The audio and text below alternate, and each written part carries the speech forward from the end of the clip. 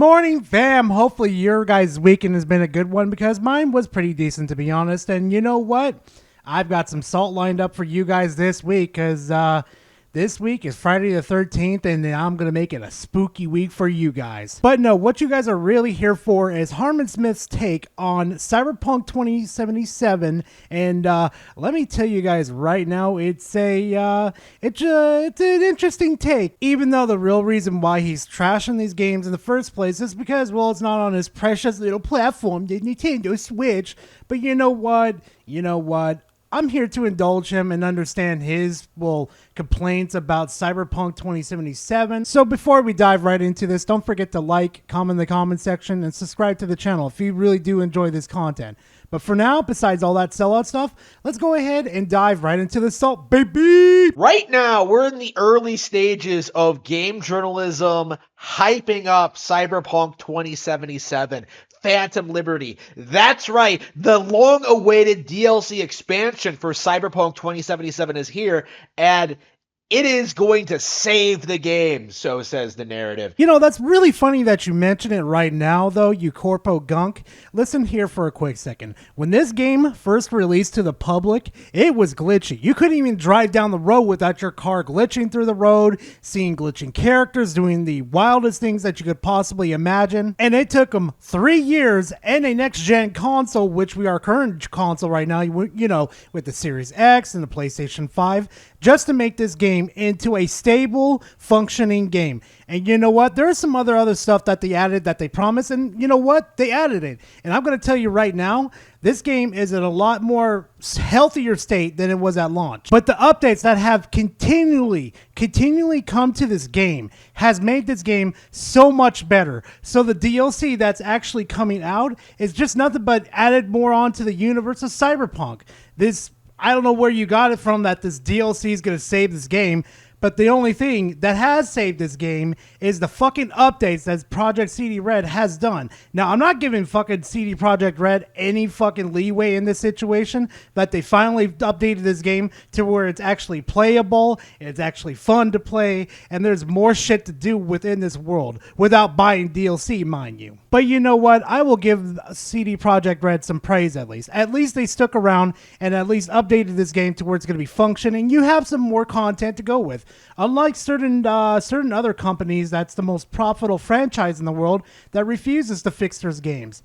You think I'm hinting at something, guys? And this has been a pervasive thing that's been circulating for the longest time. Like, game journalists assured us that, like, the patch was coming, the game would be playable, the DLC would, like, fix all of the problems, it would fix the base game, it would do this and do that, it would completely change the original ending, it would be, like, a completely new experience, right? Get on with it. Yes, get on with it!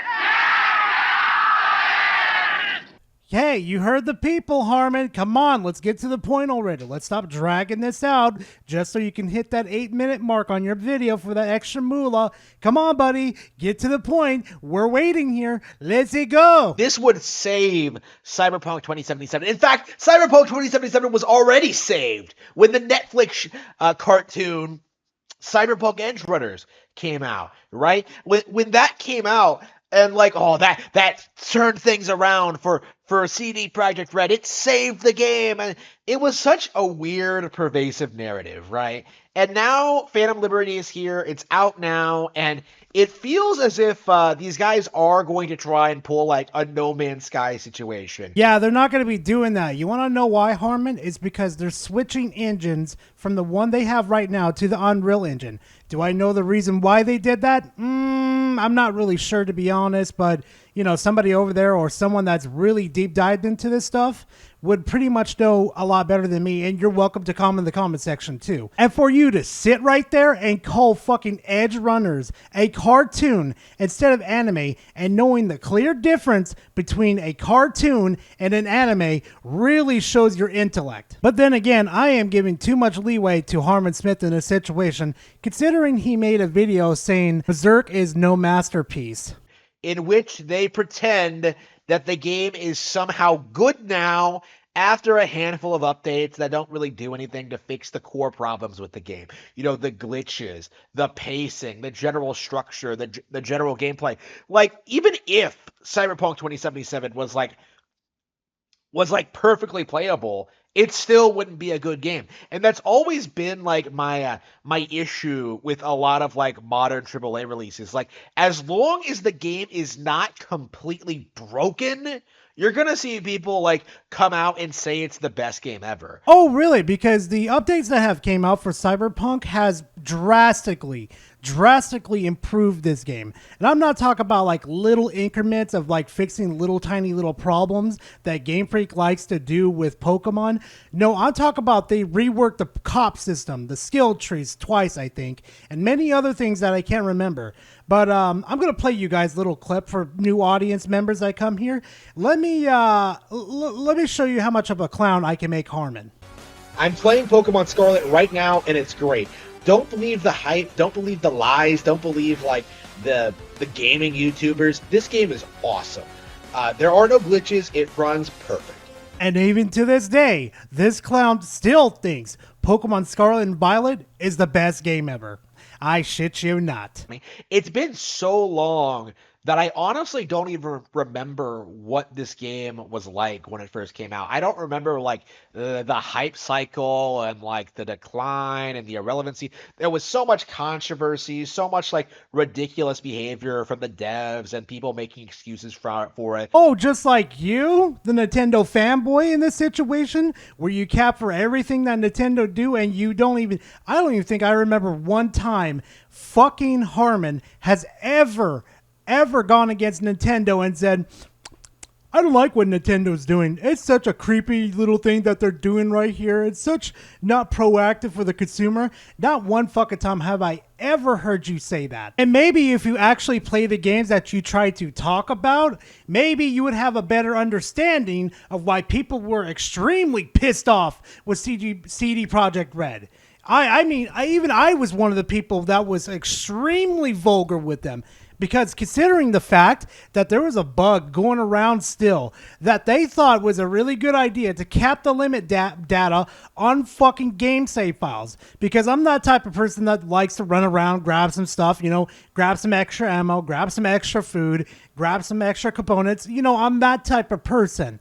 But I managed to hit the cap limit, the data limit that you can have for the game before you can't even fucking reload the game. So what I had to fucking do was delete that and start all over again. And then about 2 fucking weeks later, after they acknowledged it, they fucking, oh my god, this one pisses me off to no fucking end. They finally acknowledged it, saying, okay, we're going to go ahead and fix this.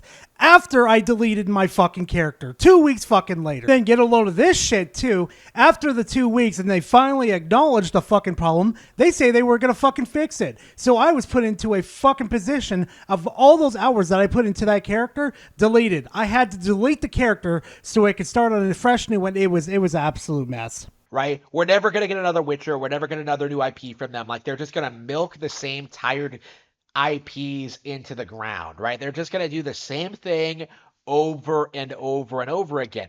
And people won't even admit there was a problem. Oh, that's really rich coming from you. Especially you're the one that caps for Pokemon, the one that barely innovates at all. Yeah, I'm going to say this right now. The fucking recent release of the Pokemon game, the fucking Pokemon Scarlet and Violet, has not innovated at all. At least they could have kept some of the old stuff that we really loved about the fucking Pokemon franchise. They could have kept it in there, but no, they didn't. The milking argument that you're trying to make here is really lackluster, because as far as I know, they've only made an anime, they've only made a game, and they've only made DLC. But for Pokemon, that is like a different ass fucking concept within itself. They've made cards, they've made fucking plushies, they've made fucking animes, movies, you fucking name it, they've made it. So tell me right now, which franchise out of this whole situation is more milked out of this situation, Harman? Right? Like, it's so weird looking back at like things like the Netflix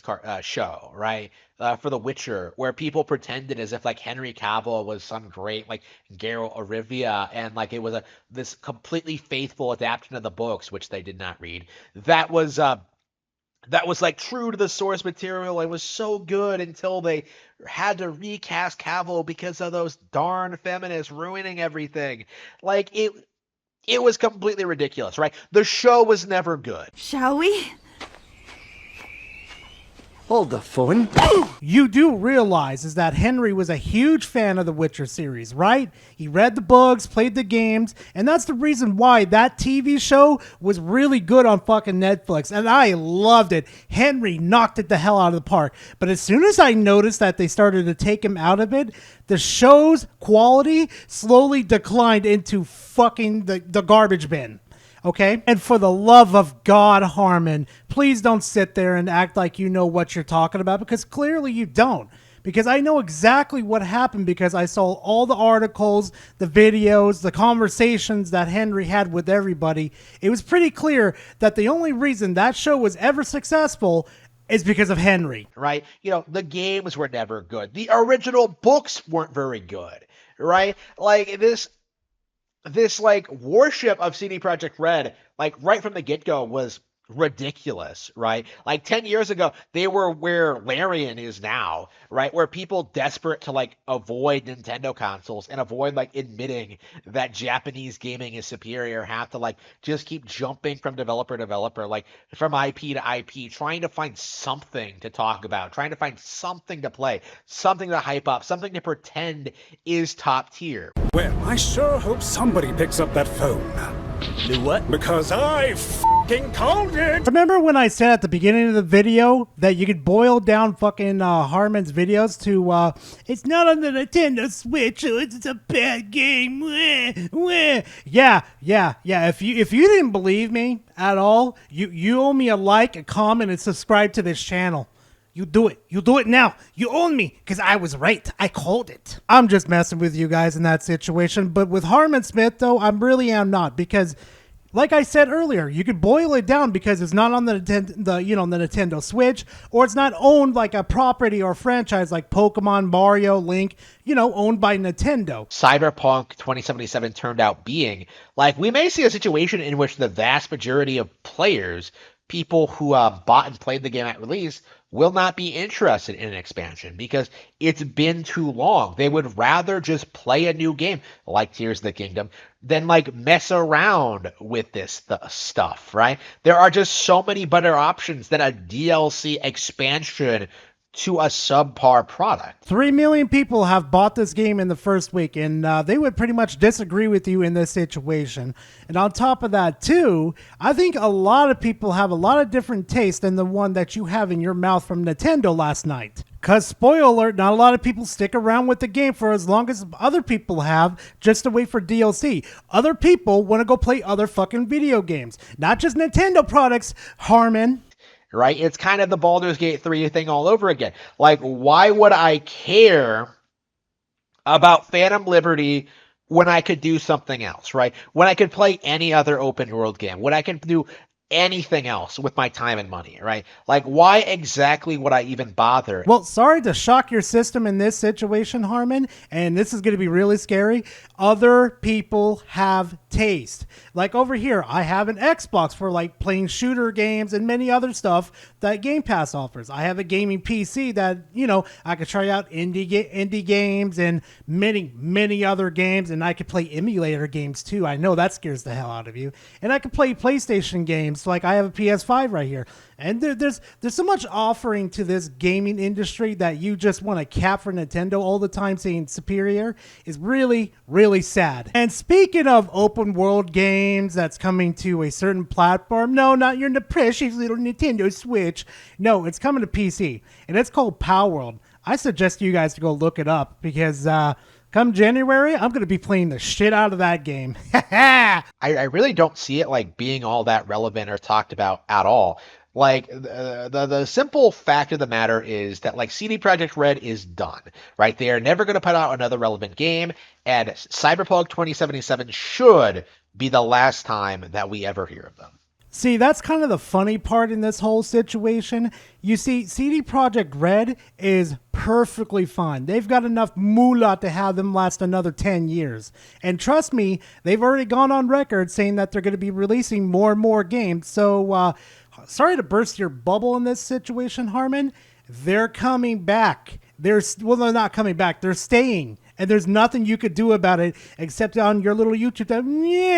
No, it's not Nintendo. Stop supporting them. You know what, guys? This is the end of the video. Thank you so much for sticking around as long as you did. And if you truly did like this content, slap that like button, comment in the comment section, because I always like talking to you guys, and subscribe to the channel. I'll definitely have more coming for you guys. But besides that, I'll see you guys in the next video. Later, fam. Baby, you're like a baby.